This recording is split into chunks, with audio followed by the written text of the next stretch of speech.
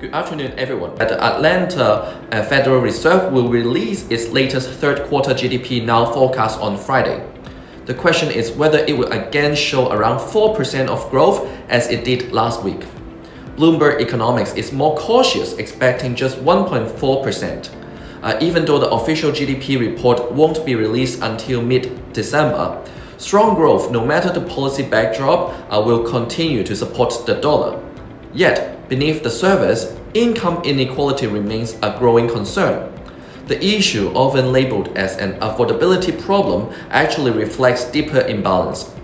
When the top 10% of Americans account for half of all consumption, the system becomes unstable.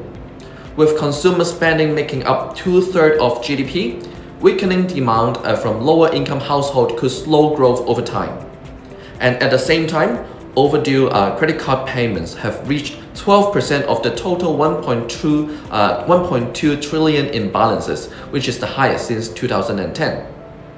The New York Fed says delinquency rates haven't yet climbed, but that might just mean the problem is only beginning. And traders are advised to watch gold closely, which is its negative correlation with the US dollar remains very strong. And turning to WTI crude oil, prices are trending higher as markets anticipate an end to the prolonged US government shutdown. JP Morgan data shows global oil demand hit a record 105.8 million barrels per day in October. But supply concerns remain. Reports of Ukrainian drone attacks on Russian refineries have damaged about 20% of Russia's refinery capacity since late October, far exceeding the impact of the Western sanctions. This has kept the refined oil markets tight, even as Russia increases exports of unprocessed crude. With winter arriving early and diesel inventories already low, a refined product shortage may persist into the year end. And finally, turning to gold, prices extended gains to around $4,140 in early Asian trading.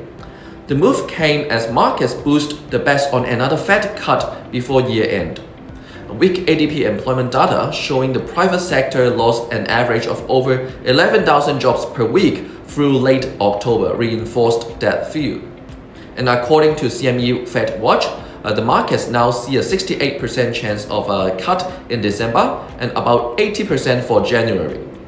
Lower interest rate reduce the opportunity cost of holding gold, keeping the momentum firmly on the upside.